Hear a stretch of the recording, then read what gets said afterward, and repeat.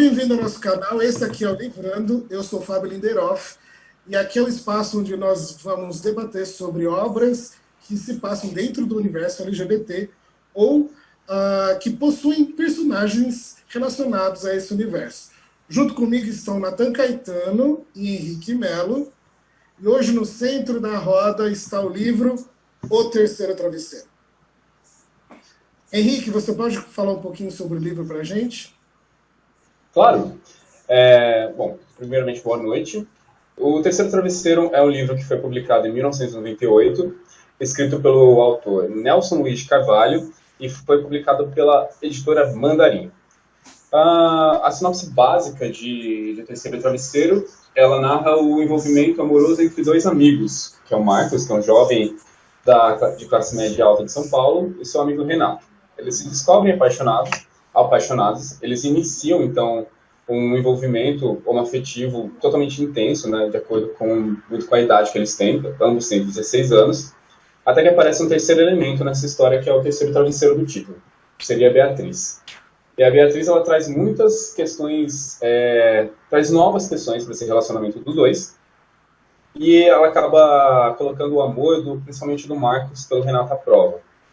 Existem algumas curiosidades a respeito do Terceiro Travesseiro, porque ele recebeu duas adaptações também. Uma adaptação para o cinema, que é o filme Eu Te Amo, Renato, e uma adaptação para o teatro, que foi em 2005, e que tinha um tom muito mais cômico, que não combinava tanto com a proposta do livro, né?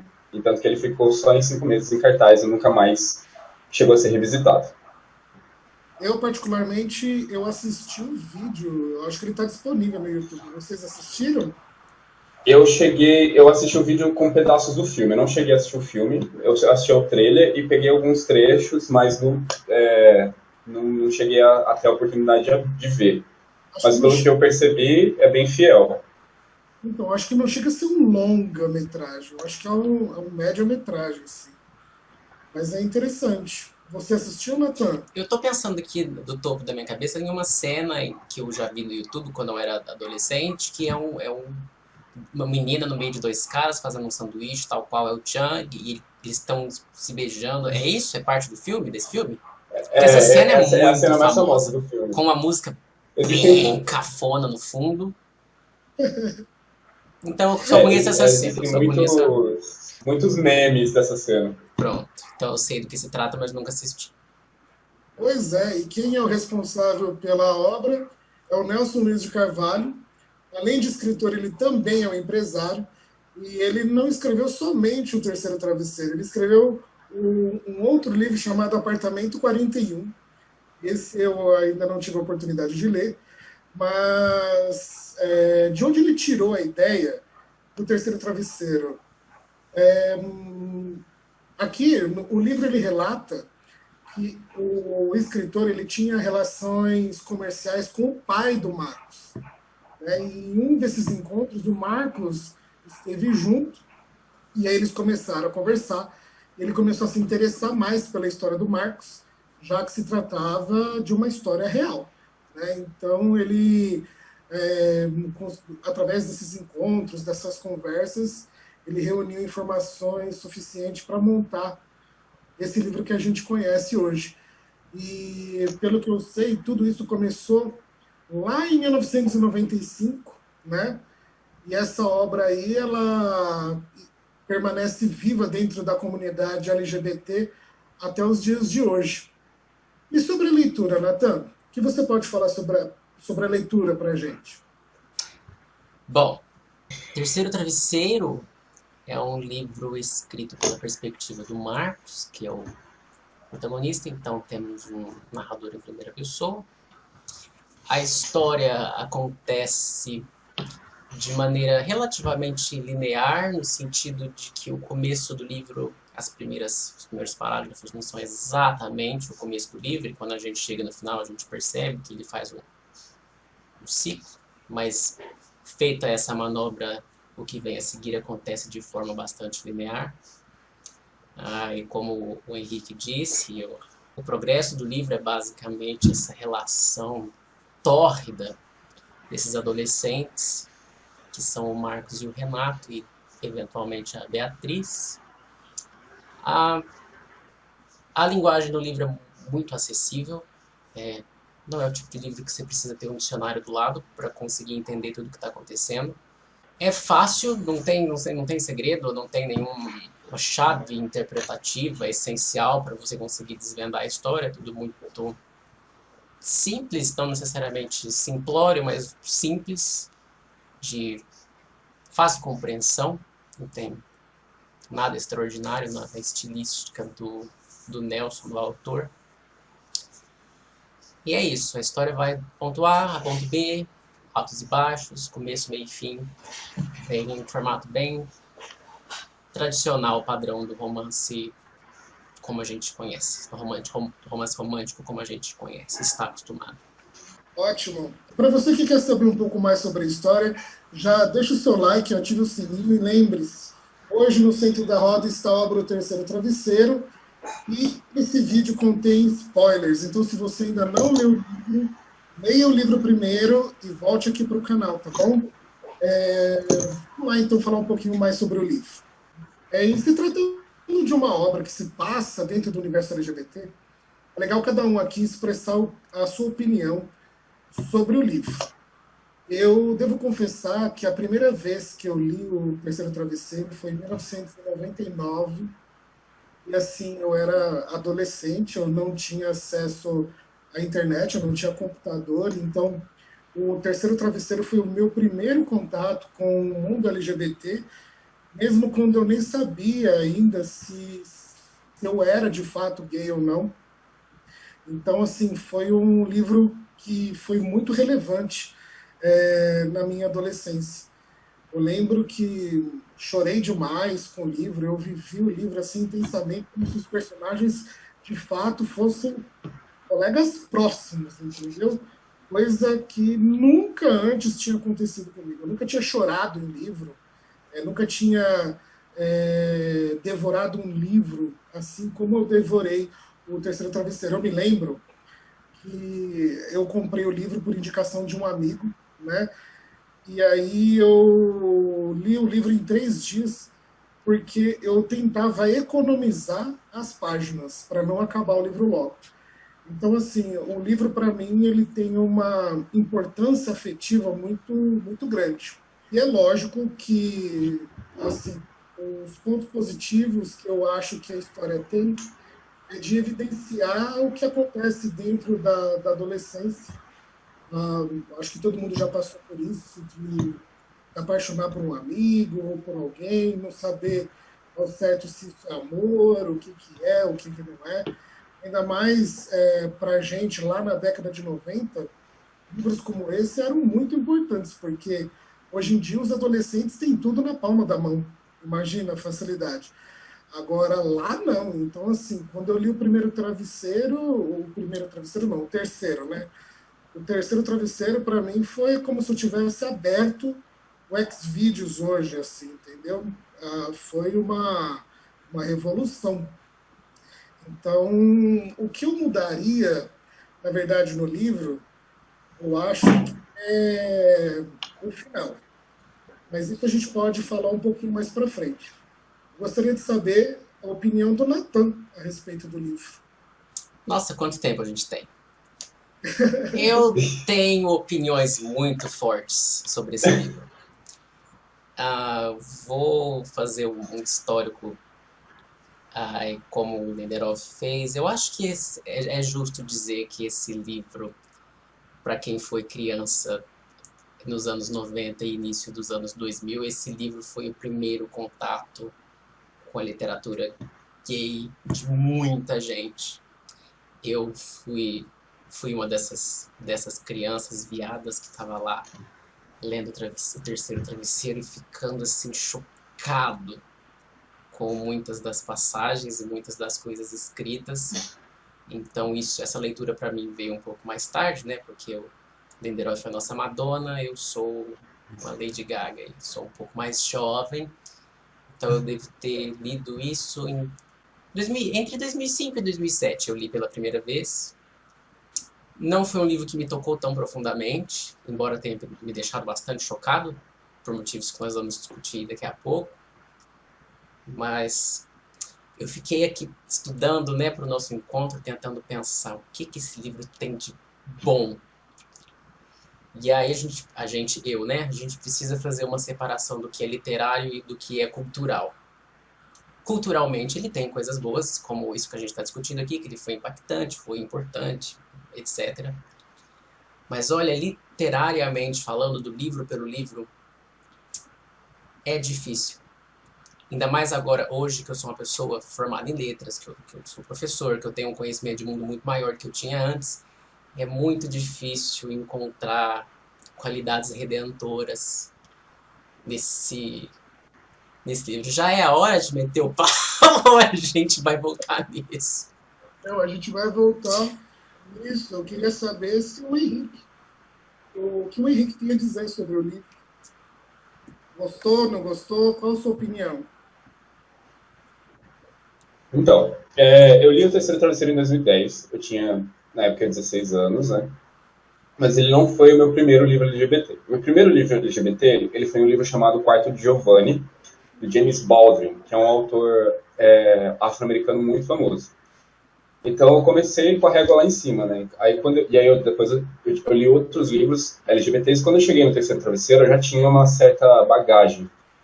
E aí eu não consegui me envolver tanto com a história, porque eu sempre, em 2010, tanto agora, eu sempre achei os personagens muito rasos e os acontecimentos muito atropelados. Então eu não conseguia me envolver tanto. Mas uma coisa que me deixou chocado, pelo menos na minha primeira leitura, foi a morte do cara no final. Porque eu não imaginei que ele fosse morrer, eu não tinha spoiler na época. Então foi algo que me tocou bastante. Assim, eu senti a morte do personagem, embora o personagem tivesse muitos poucos recursos ali de construção. Mas é basicamente isso. Diria que foi determinante. Assim. O Marcos, a postura do Marcos de se ele já começa logo no primeiro parágrafo dizendo que ele se aceita, que ele gosta de meninos e tal. Isso para mim, pro Henrique lá de 16 anos, foi fundamental. Então eu posso dizer que o livro teve sua parcela de participação no meu processo de autoaceitação. Cara, quando você fala de ficar impactado com a morte da personagem lá no final, eu fiquei num luto que você não faz ideia.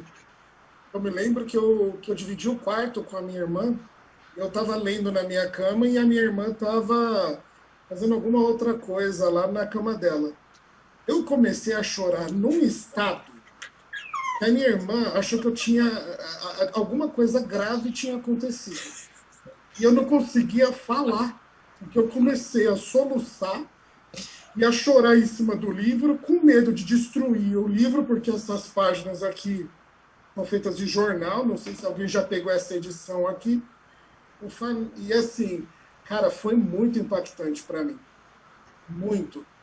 E é um dos fatos que eu mudaria, porque naquele mesmo ano eu tinha assistido ao filme Meninos Não Choram, e eu acho esse filme assim fantástico. O trabalho da Hilary Swank nesse filme é tão bom, mas ela também morre no final. Agora pense só você, numa pessoa que não é assumida ainda para si mesmo, está ali lutando com a sua orientação sexual, e todos os acessos à informação que tem, os caras morrem no final, entendeu? Então, assim, ficava aquele questionamento, será que ser gay é certo? Será que existe um final feliz para isso? Por que será que todas as histórias que se passam dentro do universo LGBT, a personagem precisa passar por um perrengue terrível, ou então ser estereotipado de uma forma que vira um personagem extremamente cômico, sem nenhuma carga emocional, como acontece, por exemplo, lá no filme do Crow, que eu particularmente detesto esse filme, eu odiei a novela, entendeu? Esse personagem ele não representa nada para mim assim no universo LGBT. Então, assim, o que eu tenho a falar sobre o livro é isso. Ele foi muito importante para mim. Eu acho que até hoje eu vivo de luto pelo Renato, viu? Até hoje, assim. E sobre os personagens, Nathan? Qual é o seu favorito? Oh boy. A gente sabe que a obra ela tem três personagens principais, né? Que é o Renato, a Beatriz e o Marcos. O que você pode falar de cada um deles? O que eu posso falar? Temos o trisal principal, que é Marcos, Renato e Beatriz. E aí temos as famílias. Então temos uma família tradicional para ambos os lados. Não vou me lembrar dos nomes agora, mas temos avós pro Marcos e pai, mãe, avô e avó, né? Pro Marcos e pai, mãe, avô e avó pro Renato também, se não me engano.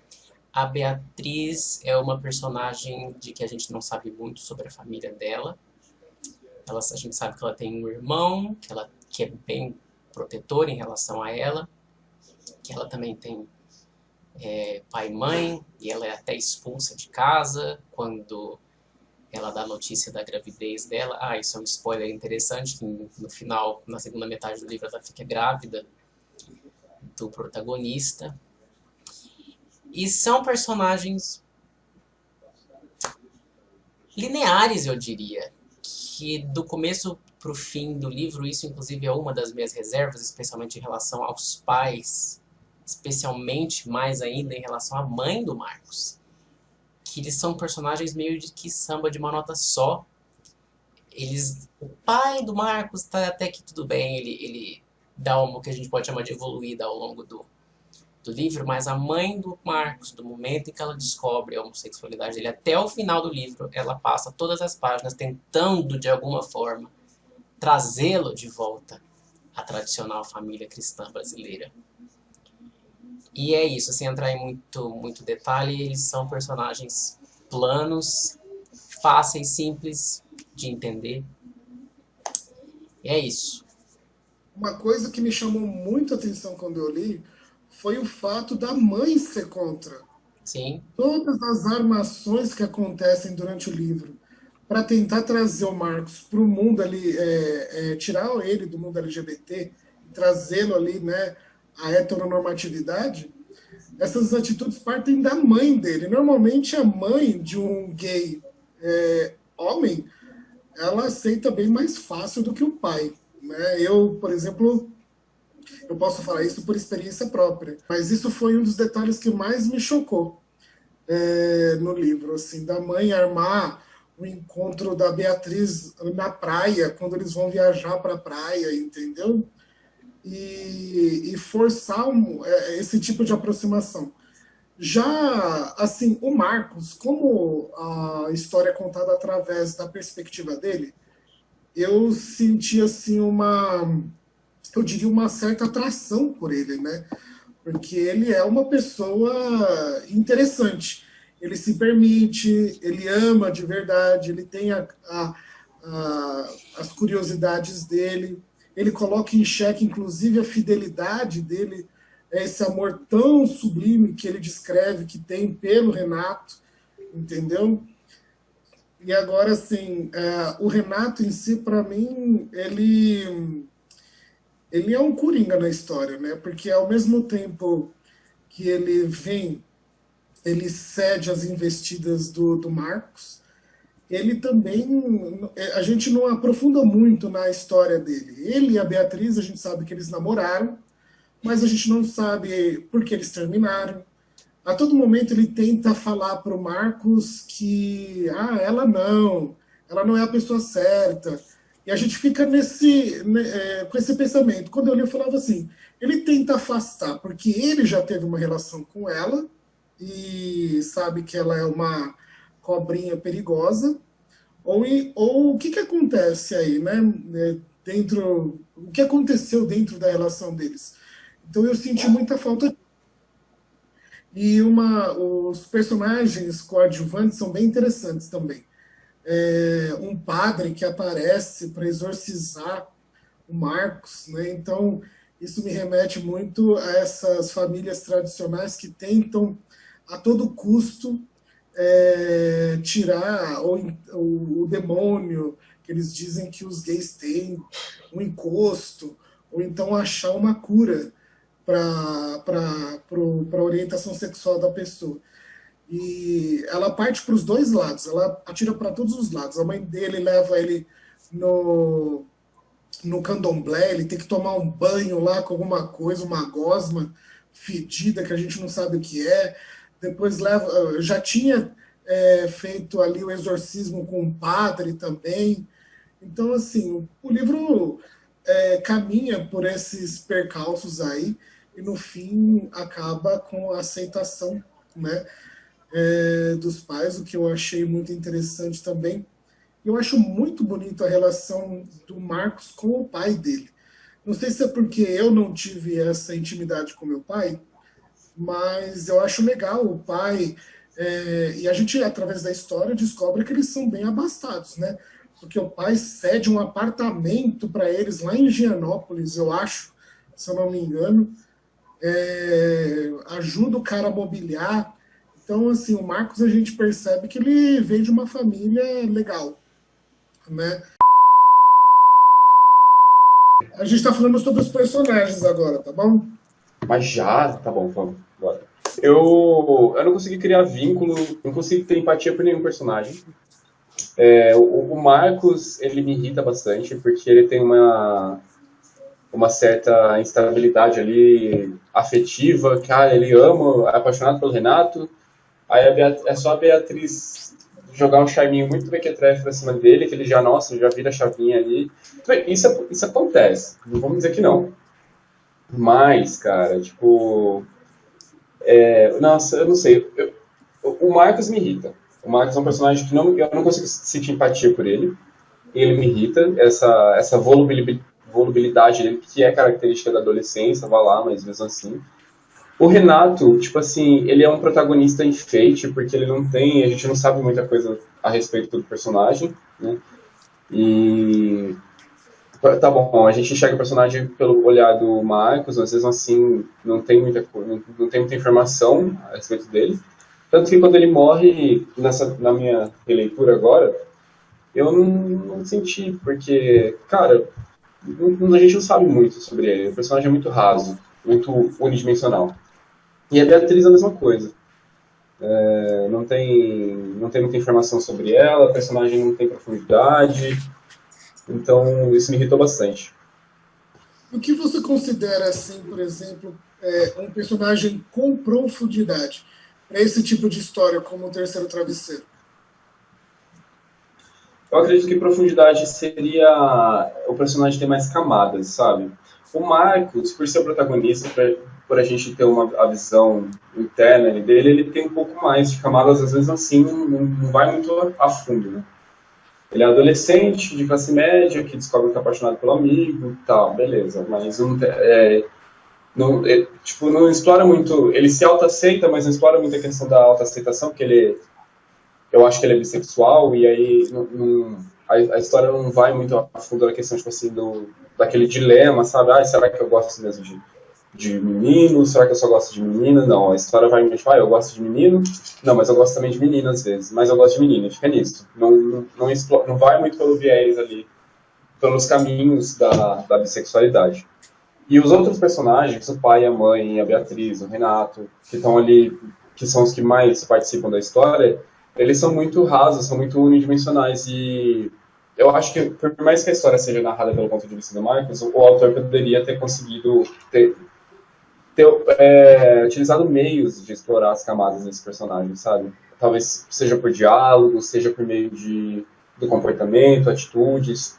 O negócio já começa a me incomodar na forma como eles se envolvem, porque, tipo, eu acho que faltou conflito ali, sabe? Não é tão fácil assim na vida real. E olha que o livro é inspirado em fatos reais, né? Tipo, não faz muito sentido. O cara era hétero, ele tinha namorada, e ele nunca tinha dado nenhum indicativo de que tinha algum tipo de interesse pelo Marcos. Aí, beleza, agora eu descobri que eu tô apaixonado por você porque a gente deu uns pega. Achei muito raso, achei muito mal elaborado. E isso faz com que os personagens, as motivações dos personagens sejam pobres, sabe? Não tem muito fundamento. Você concorda, Nathan? Você acha, levando em consideração que o livro é baseado em fatos, você acha que na vida real falta profundidade na hora de se construir um relacionamento tão intenso como esse descrito no livro? Muito obrigado pela pergunta. Tenho duas observações controversas, porém corajosas, a fazer a respeito disso. Vou fazer a menos grave primeiro, que é eu, enquanto escritor e enquanto observador da literatura, percebo um lugar retórico muito comum, muito problemático e imortal na literatura gay, que é a vilanização da mulher. Seja ela mãe ou especialmente namorada. Não existe uma personagem namorada de um interesse romântico de um casal gay, qualquer desses casos de hétero, que depois não é hétero direito, bi ou hétero convertido.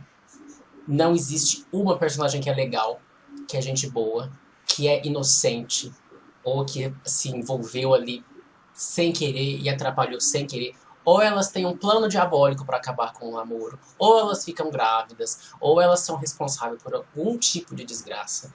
Então existe na literatura gay um certo prazer sádico em vilanizar. Eu tô falando prazer sádico para não falar misógino, mas um prazer sádico em vilanizar as personagens femininas, e isso está presente no Terceiro Travesseiro. A segunda parte é que, me perdoem, mas eu não acredito por um segundo que essa história aconteceu de verdade. Ela pode ter sido um botão de rosa que o autor transformou em um buquê de flores. Mas dizer que tudo aconteceu tal qual está narrado ali, eu aposto 1 ano de salário meu que isso não aconteceu. E eu explico brevemente. Existem aí inúmeros lugares retóricos, tais quais o da protagonista, da personagem feminina vilanizada, que são eternos na literatura gay. Eu vou citar... Quantos que eu posso citar? Vou citar 2. Primeiro, não existe pobreza em nenhuma história gay. O Marcos é um menino jovem, branco, sarado ou suficientemente bem dentro dos padrões estéticos aceitáveis, que tem pais ricos, que não tem um pintinho para cuidar na vida, que ele tem um pai que é tão abastado que ele pode sustentar esse filho, ele mora numa casa de 2 andares, ele certamente tem uma empregada. Ele é todos os personagens das histórias amadoras que a gente encontra no Wattpad. E o segundo fator é que, assim como inúmeras outras histórias, assim como o próprio Lindelof já citou aqui pra gente,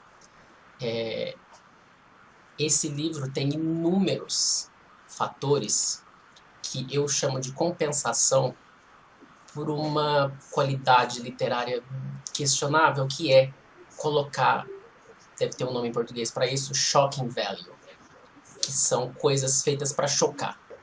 Porque quando te choca, você se impacta. Você não tem um impacto estético, mas você tem um impacto emocional.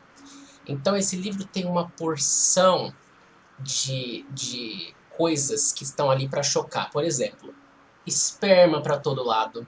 Gente, eu fiz uma conta. Deixa eu pegar esse dado porque ele é ótimo. Eu estou me alongando aqui, mas essa informação é muito boa.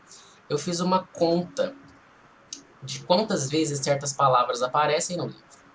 Esse livro tem em torno de 50 mil palavras. A palavra gozar aparece 25 vezes nesse livro. A palavra porra aparece 17 vezes nesse livro. E ele faz uma outra coisa também que eu detesto, que é ficar fazendo gente acordar e dormir, acordar e dormir. Acorda, toma banho, faz alguma coisa, volta pra casa, dorme, acorda. Esse ciclo. A palavra acordar aparece 41 vezes. A palavra banho aparece 53 vezes. Então, isso é indício de quê? De uma escrita pobre que é preenchida com coisas chocantes e eu... porra para todo lado, sanduíche de esperma, vitamina de esperma, xixi no chuveiro, o pai do Renato dando uma facada no menino, a Beatriz grávida e, ultimately, o Renato morrendo. Então é pá, pá, pá, tudo uma coisa atrás da outra. A vida real não é assim. Eu duvido muito que que o Renato saiu de casa assim de bobeira, largou uma pizza lá na geladeira, pum, morreu. Isso é uma opinião minha, controversa, porém corajosa, eu sei, não precisa ninguém assinar embaixo. Mas das coisas que eu vi na internet até hoje que se alegam verdadeiras, se a gente colocar esse filtro, jovem, branco, rico, uma mulher, personagem feminina vilanizada em algum momento, coisas acontecendo na hora certa, o Marcos está sempre escutando uma conversinha dos pais dele na cozinha. Gente, vida real, não é isso? Sabe o que eu achei, relendo agora? Eu já li esse livro 3 vezes, essa última leitura que nós fizemos para debater sobre ele. Nessa última vez, eu achei que o Renato saiu para se matar, ele se suicidou.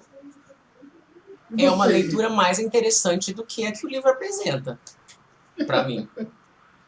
Olha, eu tenho a teoria de que uma teoria pessoal de que a mãe do Marcos sabotou o carro. A mãe do Marcos e a Beatriz, pro cara morrer.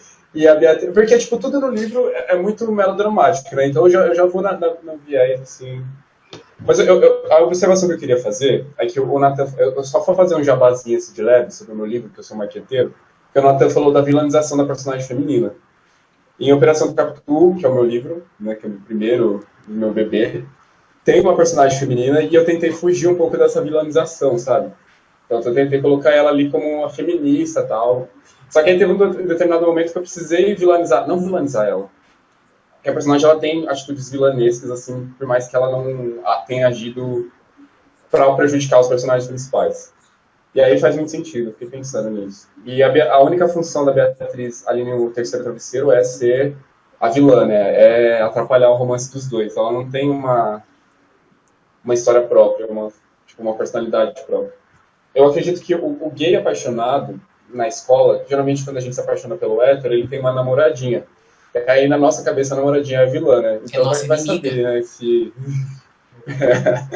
vai saber quais seriam as referências do autor aí. Mas eu concordo totalmente com o Natan. Assim, é muito comum. As histórias. Tanto é que quando eu escrevi o meu livro, eu tentei fugir totalmente do que eu via lá em relatos pelo Orkut, na época em que eu escrevi no Orkut e nem sabia que os relatos que eu colocava em formato de post, algum dia alguém ia juntar tudo aquilo e dar um livro de mais de 300 páginas, entendeu? Não foi eu que fiz isso, mas eu concordo. E eu queria passar aqui a falar do ambiente que a história é narrada, né? Já que o Nathan citou que a personagem ela dorme e acorda, eu também senti falta de, assim, tá, mas aí a gente sabe que a história se passa em São Paulo. Mas será que a história inteira precisa ser dentro da casa do Marcos, né? Quando ele não está na casa, ele está no hospital, porque o rapaz recebeu lá uma facada, ou então em lugar lá na casa dos avós dele, eu acho, né, ou dos tios, não sei, no interior. Mas assim, eu acho que a descrição de lugar, assim, a ambientação da história, ela deixa um pouco a desejar. O que vocês acham? Concordo. Ponto. Eu acho que assim, eu gosto muito de autores que são mais regionalistas, sabe? Tipo um Sidney Sheldon da vida, que ele ambienta uma história em Paris, aí o personagem vai na Torre de Eiffel, vai na Montmartre, vai não sei aonde. Aí, tipo, por exemplo, a história se passa em São Paulo e em alguns momentos em Jundiaí, mas não tem muitas informações sobre esses lugares. E eu acho que também falta um pouco de embasamento, assim. Embasamento não é essa a palavra. Falta um pouco de uma ambientação melhor sobre, tipo, colégio. Tipo, fala que eles estão no colégio, mas não fala que eles não estudam para vestibular, eles só transam, né? Eles não faz cursinho, não faz nada. Eles só vão pro colégio, dorme, acorda, igual o Nathan falou. Então eu acho que o livro peca nisso também. Eu, particularmente, odeio história que só narra relações sexuais, viu? A gente também.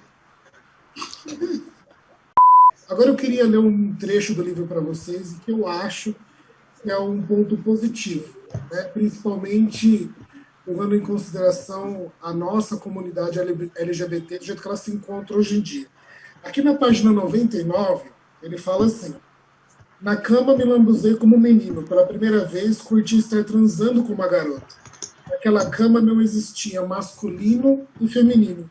Existiam, sim, três pessoas se amando do jeito que a imaginação de cada um pedia. Eu acho isso de uma coragem muito grande, sabe? Principalmente nos dias de hoje, porque esse livro foi escrito há mais de 20 anos atrás. Então, assim, e até hoje a gente tem problemas com relação a esse tipo de aceitação. As pessoas ainda ficam fixadas ali no gênero, entendeu? Principalmente o pessoal mais velho. Eu adoro ler essa parte aqui porque eu acredito muito. E, independente do gênero, as pessoas se amam e elas têm que ser respeitadas dessa forma. Não tentar encaixar as pessoas dentro de rótulos. Ainda mais hoje em dia, né? Porque cada dia que passa parece que se cria mais rótulos para a gente tentar se entender melhor. Então agora a gente tem mais siglas na nossa comunidade LGBT, a gente já tem subdivisões aí que antes a gente não fazia nem ideia de que existiam, né? Homem cis. Vocês acham que em 1999 alguém sabia o que era homem cis, por exemplo? Jamais. E quando a gente pega e resume tudo, tudo é parte do princípio que são dois seres humanos que merecem se amar do jeito que cada um quiser, entendeu? Então, por isso que eu gosto muito dessa parte aqui, ainda mais levando em consideração a data em que o livro foi escrito. Então, se você pensar que um livro como esse, tão importante dentro da comunidade LGBT, já tratava essa normalidade que ainda não existe de fato, eu acho isso de uma importância muito, muito relevante a ser debatida, não só dentro da comunidade LGBT. E uma parte que, assim, que eu acho negativa do livro é quando um dos personagens aqui, eu acredito, eu acho que é o pai dele, ele fala assim: é ilícito ser homossexual. A homossexualidade é uma etapa que estacionou e não chegou a se completar, em que não houve uma vertigem pelo feminino. Eu diria que é uma fase homófila. Não, na verdade é o padre que fala isso para ele, né? Na hora que ele vai tentar lá ser exorcizado, o padre tenta, eu acho que na pesquisa do escritor, ele colocou o padre como se fosse um médico dando um diagnóstico, entendeu? Porque ele precisava de um aval legal assim para assinar o que estava acontecendo com o Marcos. Mas são trechos que eu gostei e que eu não gostei muito de ler no livro. Quais são os trechos que você gostou mais e os trechos que você não gostou tanto, Henrique? Bom, vamos lá. De modo geral, eu acho que o livro ele tem uma questão muito heteronormativa, e tem um trecho em específico que o Marcos ele relata sobre...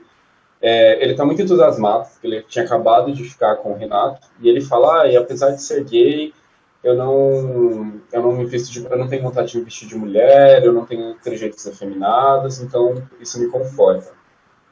E essa visão ela perdurou no mundo LGBT por bastante tempo, né? Se a gente considerar que até questão de 5 anos atrás ainda existia muito essa visão heteronormativa. Essa desconstrução é algo muito mais recente. Então, eu acredito que o livro envelheceu mal, né? Principalmente muito por esse aspecto. E uma coisa que me incomoda, não só no Terceiro Travesseiro, mas na literatura LGBT de modo geral, é o heteronormativo partindo do pressuposto de que um é o grandão e o outro é o baixinho, o fofinho, que seria o representante do feminino. Então tem o masculino ali, que seria o Renato. Nossa, eu estava com o trecho aqui no PDF, eu vou ler a tela. Mas tem um trecho aqui que o Marcos fala, que o Renato chamava ele de alemãozinho porque ele era baixinho e loirinho. E o Renato era mais alto e moreno. Aí ele, por ser baixinho e loirinho, ele seria o representante do feminino, mais delicado, né? E o Renato, por ser maior e ter os cabelos pretos, por ser forte, seria o representante do masculino. E isso é reforçado em muitos momentos do livro, principalmente quando o Renato agride o Marcos, né? Quando ele descobre que o Marcos transou com a Beatriz e engravidou a Beatriz. E essa é uma visão bastante problemática, que eu acho, da literatura LGBT de modo geral. Tanto a romantização do relacionamento tóxico, porque não foi o Terceiro Travesseiro, não foi o primeiro livro LGBT que eu me deparei com essa dinâmica do cara ser mais forte. Em algum momento da história ele agredia o mais fraco, e mesmo assim eles continuam se relacionando a partir dali. E eu acho que tá na hora de modificar um pouco isso na literatura LGBT de modo geral, sabe? Então, porque os dois não podem ser dois delicados, ou ser dois fortões, ou ele precisa exatamente ter o representante do feminino e do masculino, porque por mais que existam muitas mulheres que leem LGBT, e esse conteúdo às vezes é direcionado muito para elas, é por isso que é feita essa associação. A gente tem que começar a desconstruir um pouco, até para acostumar essas leitoras femininas a enxergarem o mundo LGBT além do feminino e masculino. E você, Nathan? Eu tô procurando um trecho aqui mas enquanto eu procuro o trecho, isso que o Henrique disse, e ele está coberto de razão, é outro indício, voltando lá à minha tese de que o livro é vagamente baseado em fatos, se é que foi baseado em fatos. E deixa eu fazer um parêntese aqui, breve, de que essa questão de anunciar uma história como sendo baseada em fato, isso existe desde o século, sei lá, XVIII. Os libertinos lá na França, escrevendo as putarias deles, já falavam que as histórias eram reais, porque isso é combustível para a pessoa se identificar, ou então pensar, nossa, podia ser eu, ou nossa, Então isso é uma estratégia antiquérrima de instigar o leitor. Mas voltando no que o Henrique estava falando, isso me incomoda também, essa questão. Isso, deixa eu amarrar o argumento, é uma coisa que também 9 em 10 romances entre homens cis sempre vai ter. O protagonista é sempre o mais baixo, que não é gordo nem magro, nem bonito nem feio, mas ele fez natação por muitos anos, então ele tem um corpo legal. E o outro é o forte, é o gostoso. Enfim, e eu não vou conseguir encontrar... Eu posso fazer mais uma observação? Enquanto isso eu procuro aqui. Outra característica do livro que me incomoda bastante é o elitismo à la Manuel Carlos.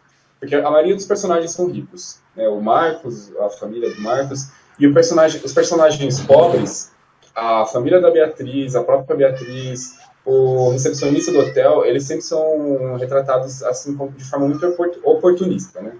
Então, o recepcionista do hotel, ele se vende para a mãe do Marcos para ajudar ali a Beatriz a atrapalhar o momento ali no final do ano. A Beatriz também aceita atrapalhar o relacionamento deles porque ela vem de uma família mais humilde.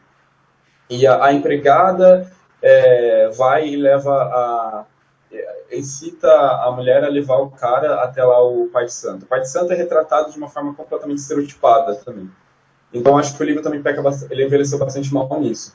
Né, que o pobre é sempre oportunista, tá sempre querendo tirar proveito, e os personagens, tanto que tem um momento do livro que o Marcos ele tá jantando com os pais da Beatriz, e os pais da Beatriz estão relatando ali que eles se casaram na Igreja da Penha, eles têm um álbum de casamento, e o Marcos faz o seguinte comentário: além de serem pobres, eles são bregas. Então, isso é muito problemático para a gente avaliar.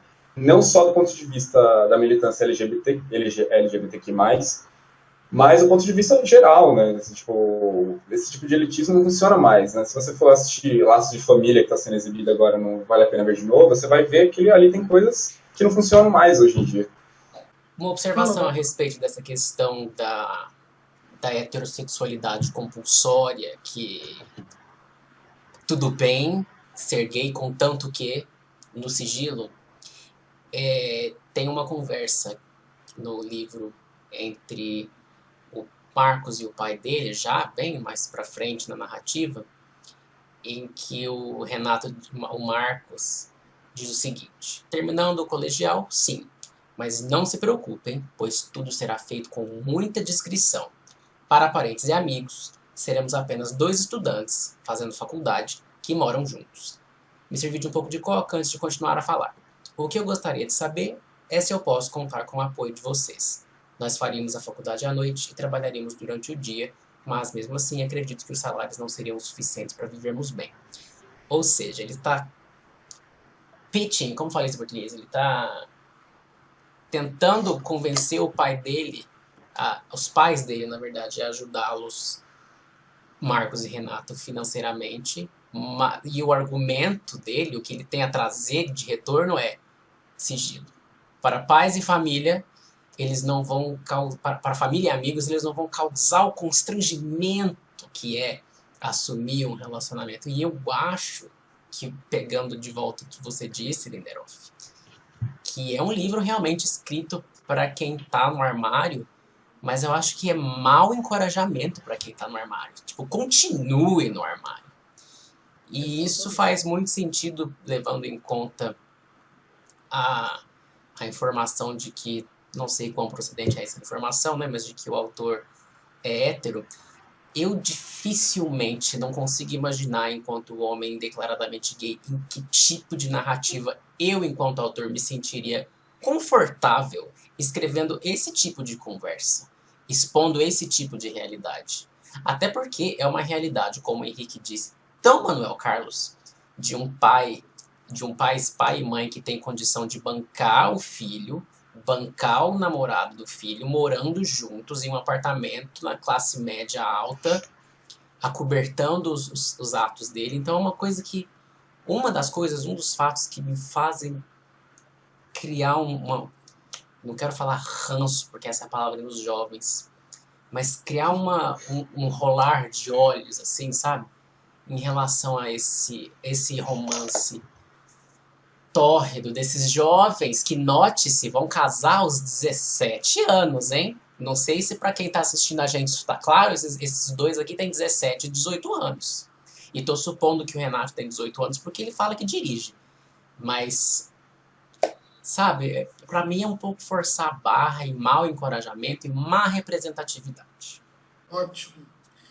E agora a gente separou trechos para serem comentados pelos outros dois da conversa, tá ok? Então eu tenho um trecho que eu gostaria que o Henrique e o Natan comentassem, por favor. Na página 22 do livro, Marcos, pensativo, diz o seguinte: é interessante como as pessoas fazem juízo errado de caras como eu. Quando se pensa em alguém assim, logo se imagina que o cara gosta de se vestir de mulher, gosta de dar e gosta de qualquer homem. Isso, pelo menos para mim, não é verdade.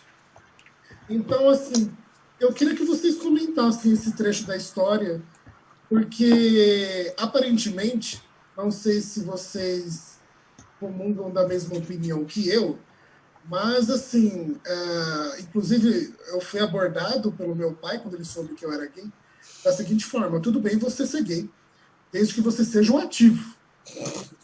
Uau.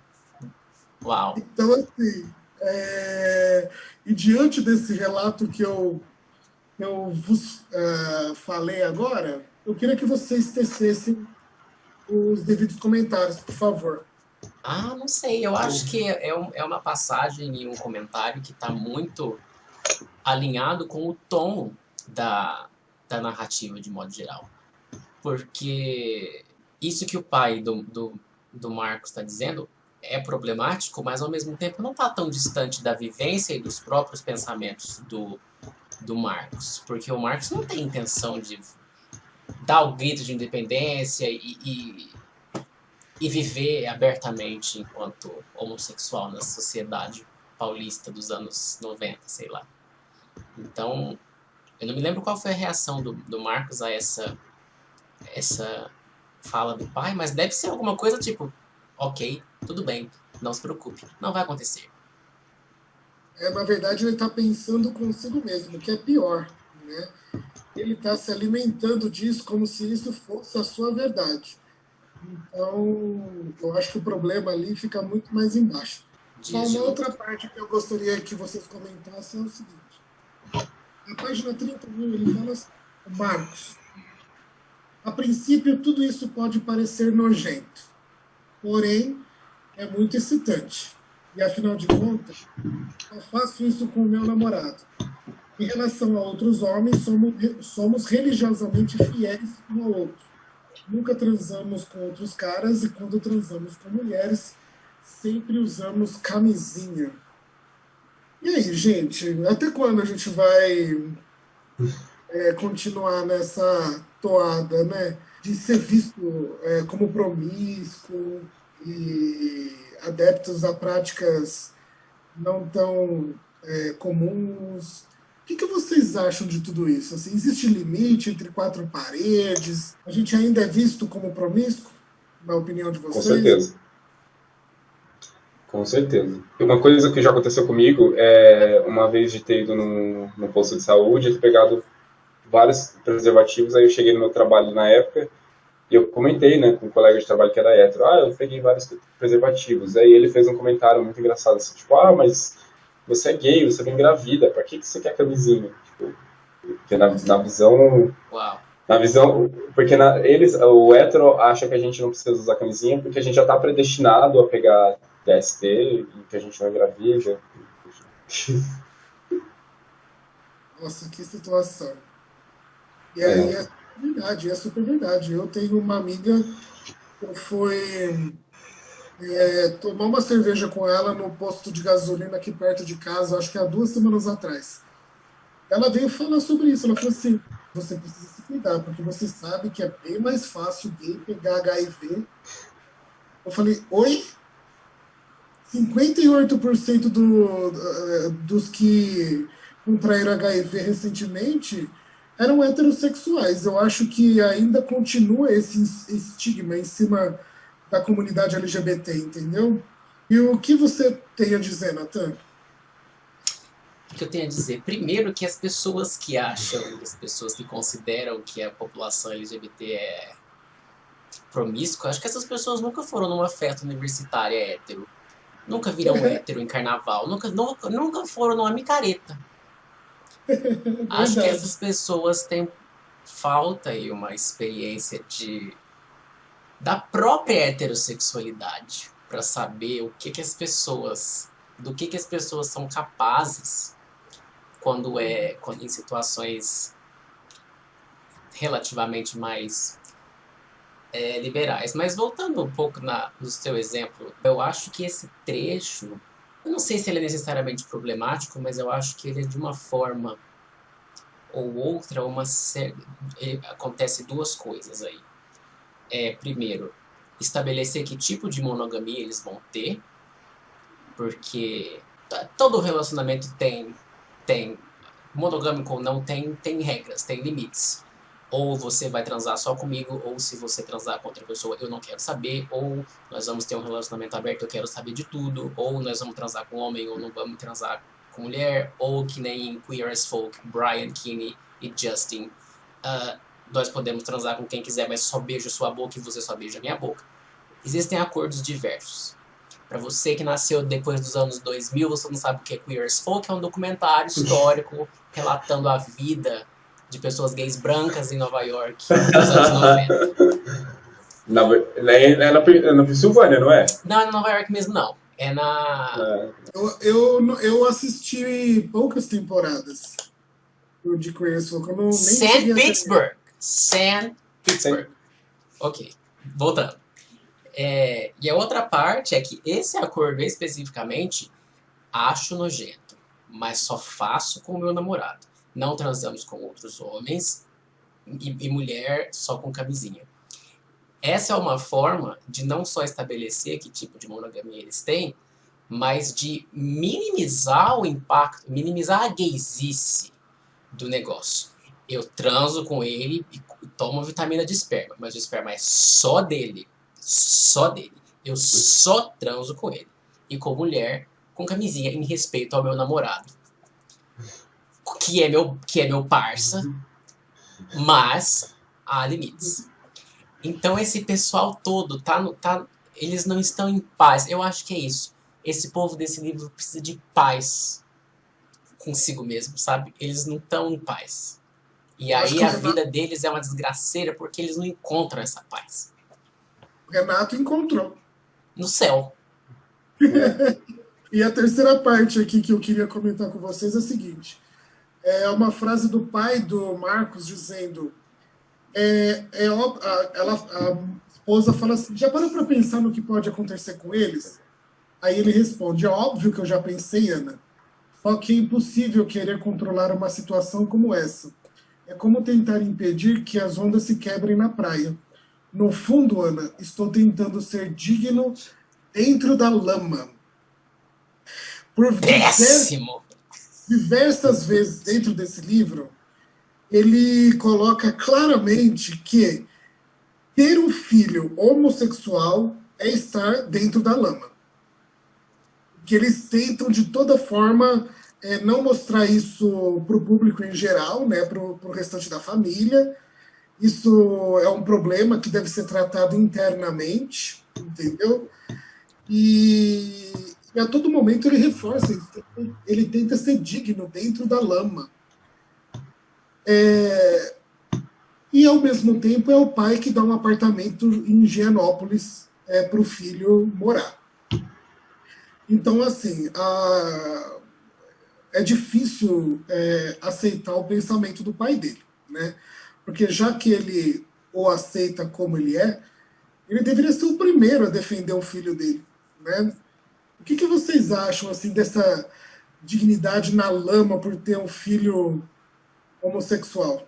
Eu acho que faz parte do arco de redenção do pai do Marcos. Porque ele é o único personagem que do início do livro tá A e no final do livro ele tá J. Então ele passa, embora meio que repetitivamente, as mesmas conversas, ele sussurrando as mesmas coisas com a mãe, e aquela coisa toda, chega um momento em que dá os 5 minutos e ele vira a chavinha. Então eu acho que esse tipo de frase problemática, certamente dita pouco após a saída de armário do Marcos, é um pouco combustível para esse para contribuir para o momento de virada dele depois na frente. Tipo, nossa, ele falou uma coisa dessa nessa página, mas daí 50 páginas depois ele falou isso aqui que é muito diferente. Então eu acho que o personagem do pai do Marcos é não que ele seja assim, né, um iceberg, mas ele é um dos que tem um pouco mais de profundidade dentro da história. Você concorda, Henrique? Eu concordo. O pai do Marcos, inclusive, é um dos meus personagens favoritos dentro da história. Eu gosto dessa evolução que ele tem, por ele. Eu acho que o momento de virada do personagem é quando ele tem aquela conversa com o Marcos ali lá pro meio, do meio pro final do que o Marcos conta, que ele passou por um momento de bullying na escola antiga, que ele foi perseguido.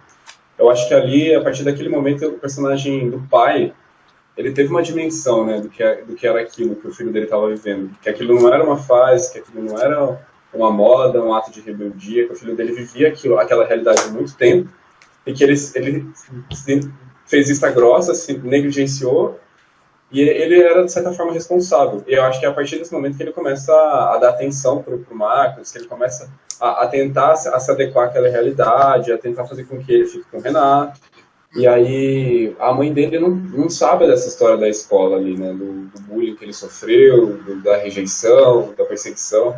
Então eu fico pensando, se a mãe dele tivesse o conhecimento que o pai dele teve, será que ela teria permanecido naquela constante de que tentar separar ele do Renato, de tentar empurrar ele para a Beatriz? Então eu acho que é muito a partir desse momento que o personagem ele começa a se redimir e que ele começa a se tornar muito mais próximo do Marcos. All right. Vocês têm trechos que vocês querem debater? Eu tenho um que eu separei aqui, mas eu queria conversar com vocês, debater sobre o ponto de vista que a gente já tocou aqui da representação da figura feminina em histórias nossas, né? A partir desse trecho. que é o seguinte: o Marcos ele tá relembrando sobre quando ele transou com a Beatriz e com o Renato, né, quando eles estavam passando o final do ano no litoral. Ele fala, não sei porquê, mas me lembrei de quando transamos os três na pousada. Ela é toda raspadinha na frente, quase não tem pelos. É uma gracinha, dá pra ver o pau entrando direitinho, né? Salva aí as dimensões. Enfim, a Beatriz, além de ser a vilã dentro do livro, ela também serve muito como um fetiche, né? E aí ela ela representa o Marco, o Renato é o peludo, que tem pelo do tornozelo na perna inteira, e ela tá ali para representar o feminino, toda depiladinha, toda fofinha. E aí eu queria saber, do ponto de vista de vocês, sobre como dessa representação, se vocês acham que essa representação dela é problemática, e se vocês, tipo, têm dificuldades, ou como que é a representação da figura feminina em histórias suas, vossas, assim. O Natan, ele já comentou, eu acho que, na minha opinião, assim, primeiro de tudo, eu acho que a personagem da Beatriz ela é totalmente mal construída. Ela aparece do nada, ela tem um conflito com dos personagens principais que não vem à tona o que é, nem porque eles se separaram. O Renato, por várias vezes, enfatiza que até manda ela embora lá da pousada da praia, né? Ele força uma situação para que ela vá embora. E depois, lá no final do filme, do livro, abraça a relação atriz. Então, assim, eu acho que ela veio para fazer esse contraponto. Ela é o oposto do Renato, entendeu? Eu acho que o livro, assim, alimenta aquele fetiche da menina novinha, né, quase na puberdade, ainda sem pelos. Eu acho que isso enfatiza o fato dela não saber o que está fazendo. Esse trecho da história, para mim, fica bem claro, assim, que além dela ter sido mal construída, mal explicada ali, ela vem para fazer o contraponto do macho, né? Então, um peludo, a figura masculina, ela totalmente o oposto. Com relação a você, Natan?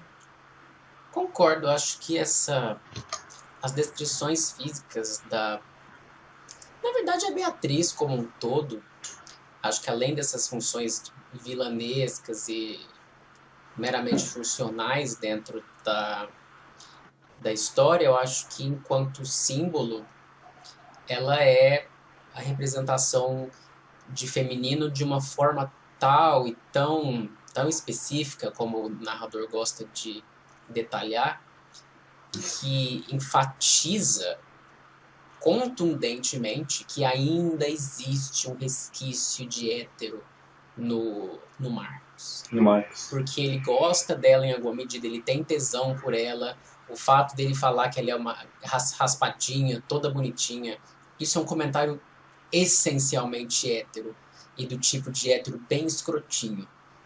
Então eu não sei exatamente que tipo de heterossexualidade esse Marcos, que está em um momento gay, quer transmitir, mas eu acho que é uma forma dele expressar, acho que mais para ele mesmo do que para o leitor, que ele tá fazendo um oral ali num cara, mas ainda tem um lado dele que olha para baixo e vê uma raspadinha.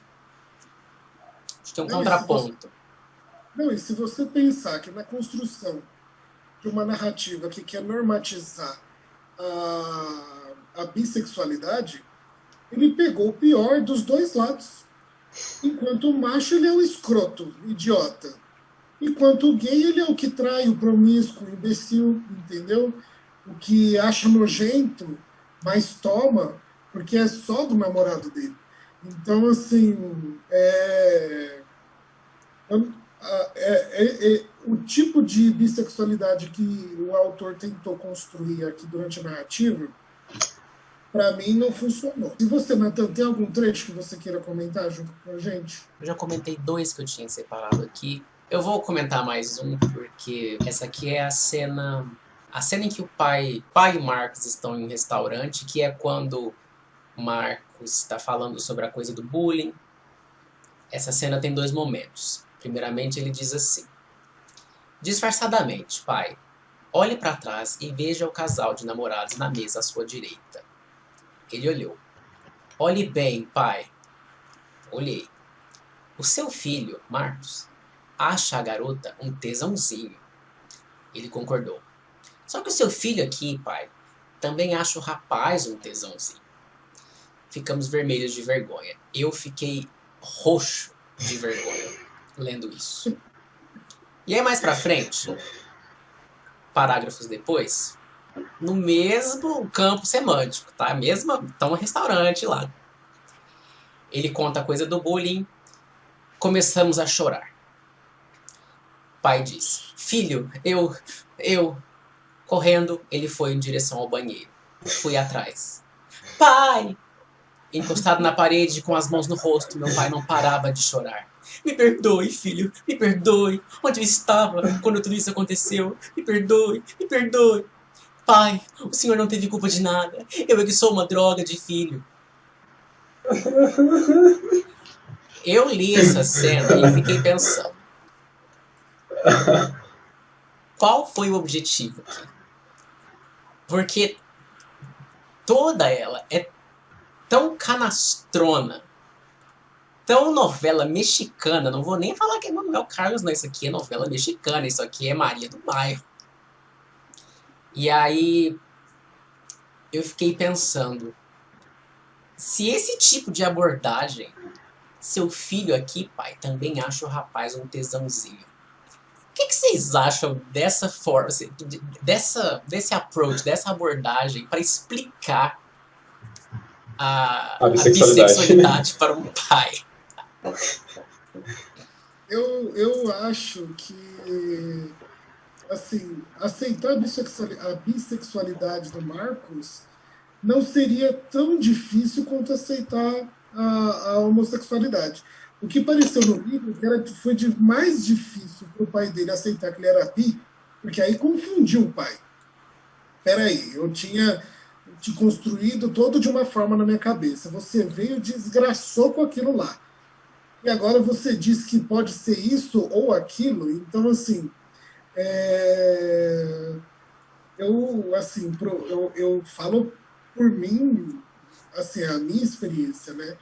O meu pai, ele só ficou sabendo de mim porque chegou numa situação que tudo ficou insustentável. Eu acho que, pessoalmente, para o meu pai, ele aceitaria mais de boa se eu fosse bissexual do que me aceitar só como gay, entendeu?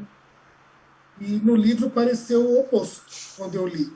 Pareceu que ele aceitou super de boa, vamos continuar com a nossa dignidade na lama, mantê-los escondidos, levar o Renato na casa lá dos parentes que quebram prato, e tudo bem. Mas aí quando ele transa com mulher, não, agora a gente vai no restaurante pra gente conversar sobre isso aí. Eu não estou entendendo o que está acontecendo.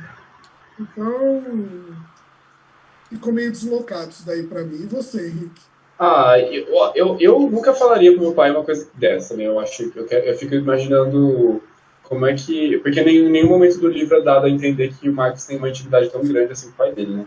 A ponto de falar, eu acho o rapaz a moça um tesãozinho. Isso é muito... Enfim, o livro tem sérios problemas de construção e esse é mais um desses, né? O personagem, tipo, muitas coisas acontecem sem que tenha base. Eu nunca consegui ter nenhuma conversa desse sentido, nem com meu pai, nem com a minha mãe. Com a minha mãe eu até tenho, atualmente, nos últimos meses, assim. Mas eu acho muito estranho, cara. Esse não é o tipo de coisa que você fala com um familiar e...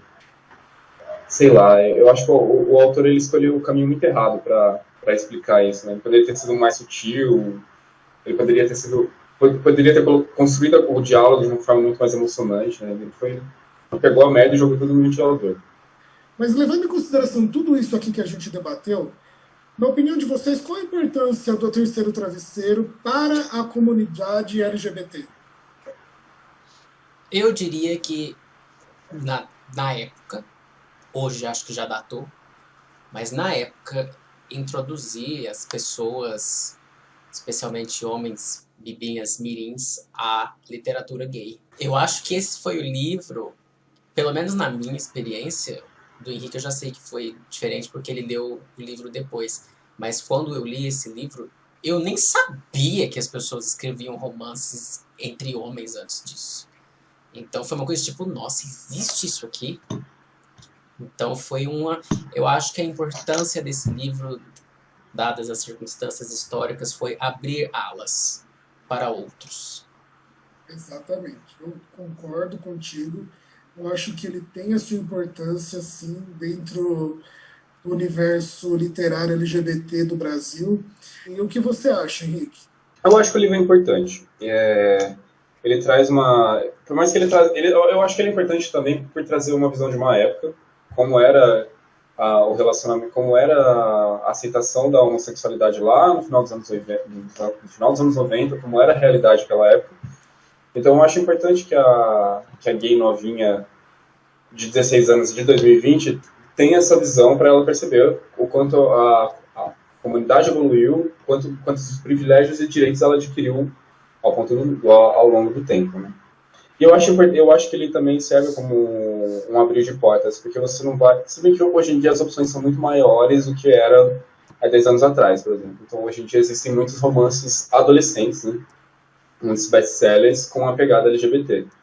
Mas eu acho importante que esse público tenha acesso a essa literatura, por mais antiga e antiquada que seja, para eles, até mesmo por fator histórico, sabe? E como eu disse, no meu caso, foi um livro que serviu bastante para minha autoaceitação. Por mais problemas que tenha tido, o Marcos, ele é bi, ele é gay, não sei, mas ele luta muito por aquilo que ele... pela sexualidade dele, pela orientação dele. E eu acho que isso é importante para o público para qual é direcionado o livro. E qual a importância desse livro para o público em geral? Você daria esse livro, por exemplo, para os seus amigos héteros lerem? Não, porque eu acho que ele eu acho que ele tem uma visão muito muito errada, cara, do meio LGBT, porque, sei lá, eu não sei explicar. Ele é importante, porque é muito diferente você, como um gay de 16 anos que está se descobrindo ler esse livro, e ele abrir sua mente, ele perceber que não tem nada errado com a sua orientação, e é diferente um hétero que não tem contato com esse mundo e vai lá ler e vê eles tomando vitamina de esperma, aí a indecisão não, a forma como é errada, como é retratada a bissexualidade ali de ambos os personagens, Marcos, Renato. Eu acho que isso pode trazer uma visão muito estereotipada do meio LGBT, então eu não recomendaria. Eu E concordo. você, Especialmente hoje, mais de 20 anos depois, eu não recomendaria esse livro para ninguém, na verdade. Eu acho que hoje já existem outras portas de entrada mais interessantes e mais socialmente, culturalmente adequadas e relevantes para a literatura gay do que O Terceiro Travesseiro. Acho que ele teve seu lugar ali no final do século XX, mas viramos o século, então acho que podemos atualizar Mudar as as referências. referências. É isso. e agora eu gostaria de pedir para o Natan e para o Henrique fazerem as considerações finais. A gente está chegando ao final aqui do nosso vídeo. E, Natan, considerações finais. Considerações finais. Um livro literariamente pobre, mas culturalmente importante, que teve seu momento, quando teve seu momento, e hoje acho que talvez não seja mais, como foi um dia, o melhor caminho para começar a explorar o universo da literatura LGBT, especialmente a que diz respeito a relações amorosas entre homens. Ok. E você, Henrique? Eu acho que o livro ele pode continuar servindo como referência, nem que seja como referência daquilo que é ruim, né? Que eu acho que nem tudo que a gente lê vai ser bom ou vai agradar, mas eu acho que o livro continua sendo, como o Nathan pontuou, culturalmente importante. Eu leria, eu acho que é uma leitura importante para as pessoas se depararem com uma visão literária sobre o universo LGBT que ficou para trás e o quanto a literatura LGBT evoluiu ao longo dos últimos anos. E agora aqui no nosso momento final, né, nós temos aqui o nosso baúzinho, né, em que a gente faz uma brincadeira no final do vídeo, que a gente diz o seguinte: você livra o livro do eterno esquecimento, colocando ele em evidência, ou você se livra do livro deixando-o no fundo do baú? Essa pergunta vai primeiro para você, Henrique. Você livra o livro ou você se livra do livro? Eu livro o livro. Só pegando o gancho do meu comentário anterior, eu acho que ele é talvez importante até como referência de coisa do que seja ruim, porque eu acho que é importante a gente ter esse objeto de comparação. Eu acho que por ele ter a sua importância, por ele ter a sua história, ele pode continuar na estantes. Então eu livro ele. E você, Nathan? Você deixa ele no fundo do baú ou você coloca ele em evidência? Pergunta difícil. No meu baú, ele estará bem guardadinho, lá no fundo. Mas eu preciso concordar com o Henrique que a gente precisa ter essas referências, nem que seja para aprender pelo erro do outro ou aprender o que não fazer mais. Então, pensando por esse lado, eu livro o livro do esquecimento e mantenho na estante do tempo. E aí cada pessoa que lê-lo tira o proveito que quiser. Eu também. Faço dos dois as minhas palavras. Se você gostou do vídeo, deixa o seu like, deixa bastante comentários aqui embaixo sobre a sua opinião a respeito do Terceiro Travesseiro. Você já leu o livro? Quão importante foi para você?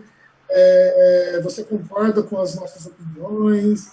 Você deseja acrescentar alguma coisa a mais que a gente não disse?